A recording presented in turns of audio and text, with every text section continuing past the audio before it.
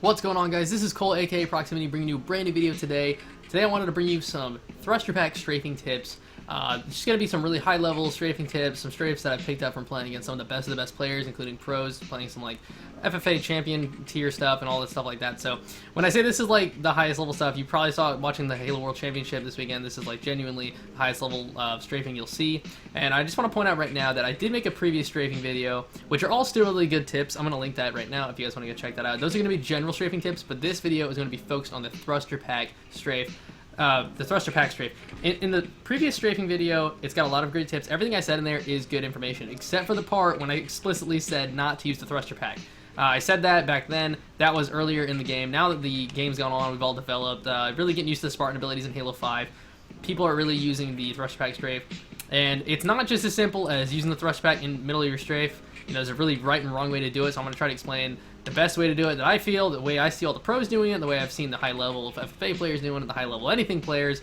I'm Onyx in every playlist. I see this everywhere I go. People are starting to use this. It's a really, really effective thing to do. So I'm going to get right into it and try to explain it.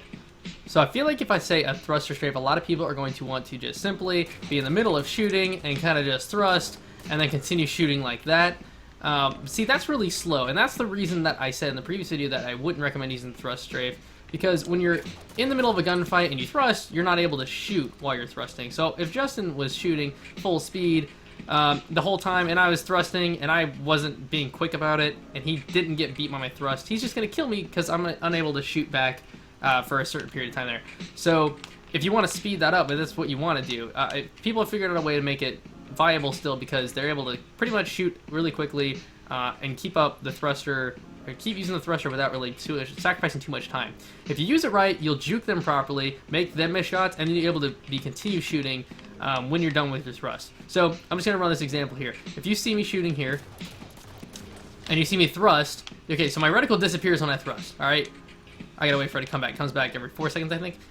If you notice that your reticle disappears when you thrust, you can still aim it though. So if I'm looking here at Justin, I jump and I thrust and I look up.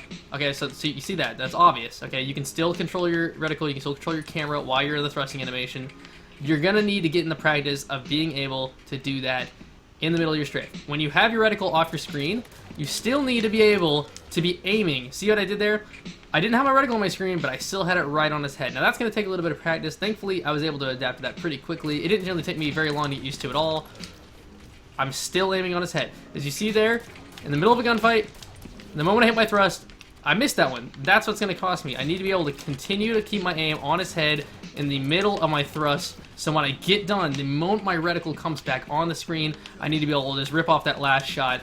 And as you notice, I normally like to do it when he's one shot. You can do it at any point in the strafe, really, but I like to do it when I get him one shot, just kind of for that finisher shot. Just kind of put the last one on him like that. So he's just trolling me right now. I'm being a little weird strafe, but just like that. That's kind of what you're looking for. So as you see, the last shot kind of fires off just like that. Now that's going to take a little bit of practice, like I said, and it's really important that you're working with a controller layout, that your thruster is somewhere where you don't have to take your right thumb off the stick, because as I just mentioned, while you're thrusting, you need to continue to use your reticle, you need to continue to be aiming, so the moment your reticle pops back on the screen, you're able to just rip off that last shot. And I have it down, I have the timing down pretty well, so the moment it shows back up like that, I'm able to just put off that last shot. But, you know, that's kind of something you want to really practice. You want to be making sure that you're getting that timing down, practicing aiming while you don't have reticle. I know that sounds really weird, and that's really the way you're going to have to do it. I'm going to have a few gameplay examples rolling here, but when you're in the middle of gameplay, even when somebody else is strafing, that's just kind of the way it's got to be. You're going to have to take some practice. It's not an easy thing to do if you want to hit 5 shots a lot, or you just want to be able to hit that last finisher shot. It's a really great thing, but you need to be in the practice of doing that, and I definitely recommend doing it, because it's really, really just helped me take my game to another level on Halo 5, because, I don't know, I've been playing this game for months and I hadn't really been doing it because I know that like it can mess you up, but it's really only effective if you're doing it the way I'm telling you right now. If you're just doing it like I said before, and you're just kind of like lazily throwing in a thruster here, you know, I'm simulating it so it doesn't look so bad, but like I said, you can tell the difference in the pacing. You know, well, he was already weak, but you can tell the difference in the pacing in a real strafe. I don't have my thruster now. Whenever you're actually ripping off, I shot 5, I'm so dumb. You can tell the difference, is my point. You can tell the difference in shooting really fast here versus shooting really slow to simulate what I was just talking about before. So that's kind of what I'm trying to run down. I hope that makes sense. I hope that can help you. I currently play on fish stick with the left trigger, or the left stick, and B swapped. My thruster is on left bumper though, so I don't have to remove my thumb from the stick in order to do it. It's very easy for me to do it. I don't know what you currently play on. I don't know if you need to remap buttons, but in order for this to work properly for you, it's in your best interest to make sure that you're on a controller layout or you have paddles or something to where you can thrust without moving your thumb. That's really the way you're going to make this work. You know, if you play claw, it makes it easy for you. I do play claw, but my thing's on my left bumper, so it doesn't really matter for me. But basically, that's what you're trying to do, just like I showed you right there. It's a really great strafe. It can really help you take your game to the next level if you're able to get it down. It's going to take some practice. Be patient with it. Get a friend, get in the octagon, practice on each other. Also, make sure you're paying attention to when you have your thruster. Make sure you're wise with your thruster, because if I saw Justin here, I don't know, let's say I was running from him, and I thrust him behind the corner, then I jump back out, and I start challenging him.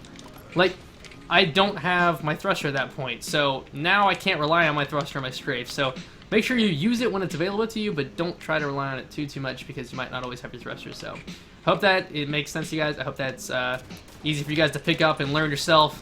Yeah, best of luck learning the thrust strafe. I hope that makes sense.